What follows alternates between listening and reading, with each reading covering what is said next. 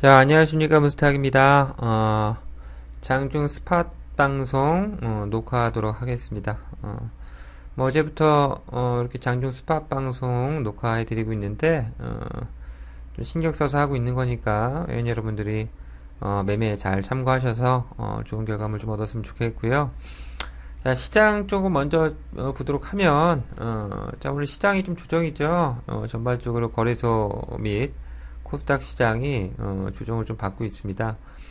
단기간에 오른 거에 대한 이제 조정이라고 보시면 될 것 같아요. 어떤 시장에 큰 이상은 없다. 어떤 외적인 이상이라든지 이런 부분들은 없는데 단기적으로 좀 상승폭이 있다 보니까 일단 조정폭을 좀 만들어내고 있습니다.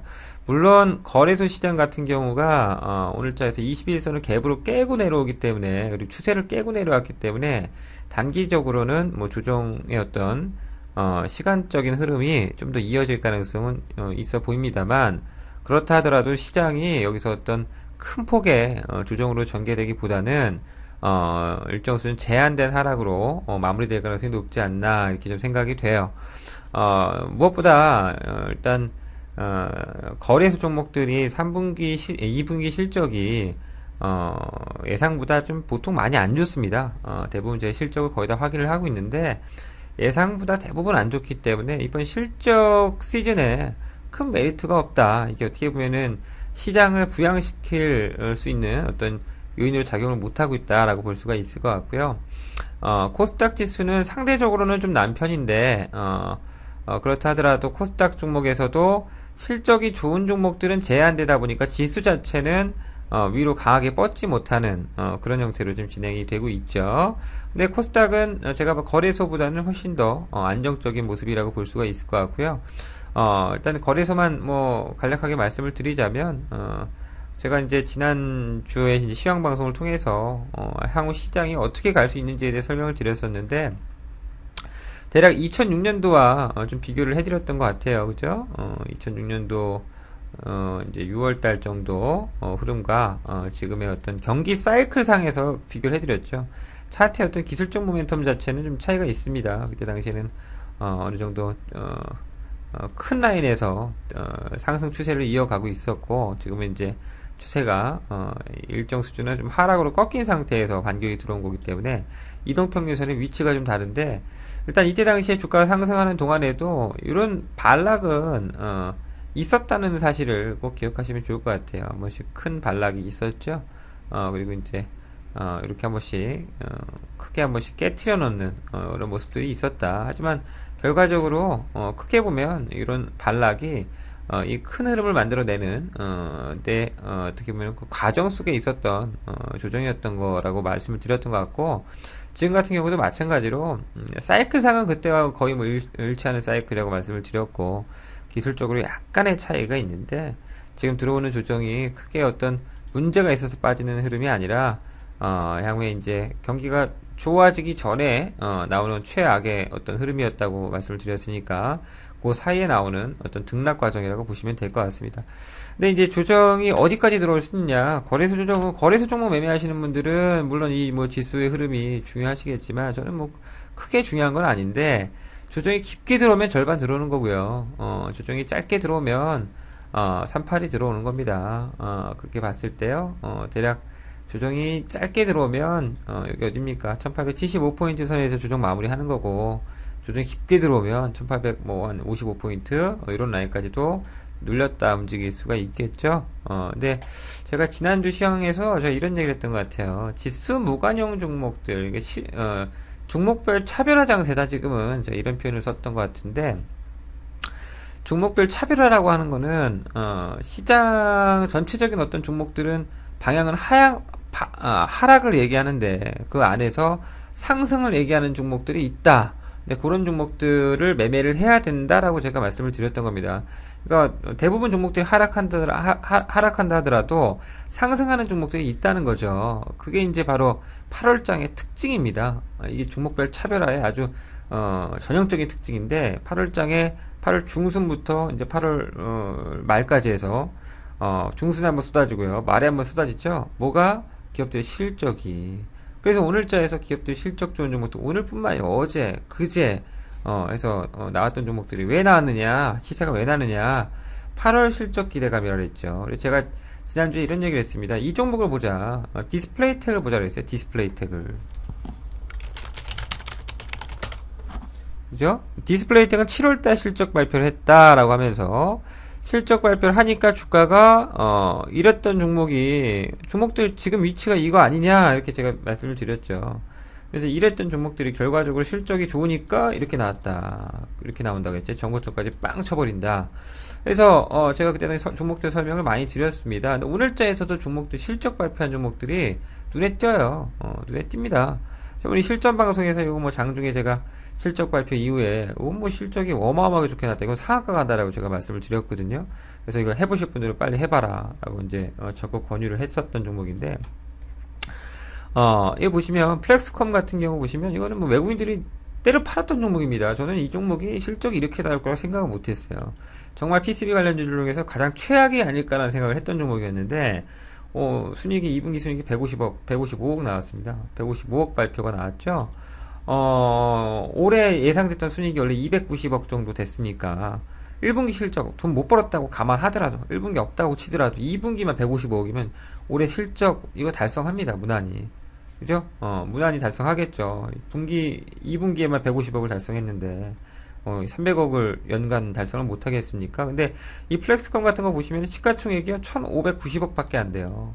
1,590억. 예를 들어 300억 달성한다. 그러면은 355, 5.2배 나오겠네요. 그죠? 5.2, PR 5.2배 정도 수준밖에 안 나오는 종목이 돼버린 겁니다. 그러니까 외국인들 같은 경우도 다 때려 팔았지만 오늘 실적 보고는 다시 들어올 수밖에 없다, 이거.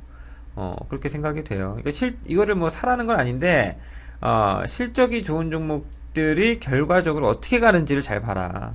이걸 말씀을 드리고 싶은 거예요. 오늘 이 종목 외에 실적 발표한 종목이 또 하나가 있죠. EMW라는 종목이 실적 발표했습니다. 뭐 사학과에 좀 갔는데, 이건 굉장히 좀 물량이 얇은 종목이에요. 시가총액 500억밖에 안 되는 종목입니다. 근데 2분기 순이익이 30억 나왔어요. 30억.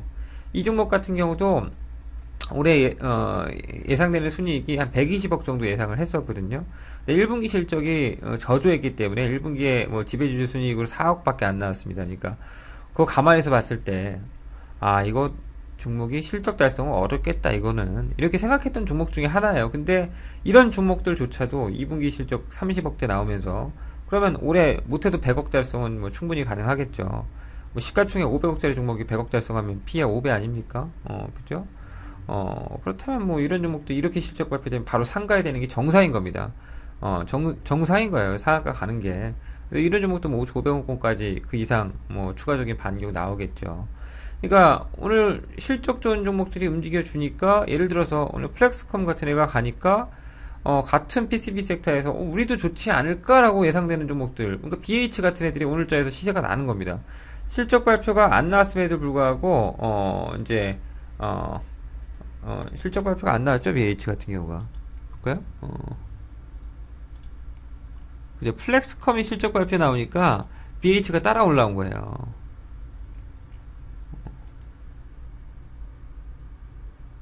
BH가 실적 발표 했었네.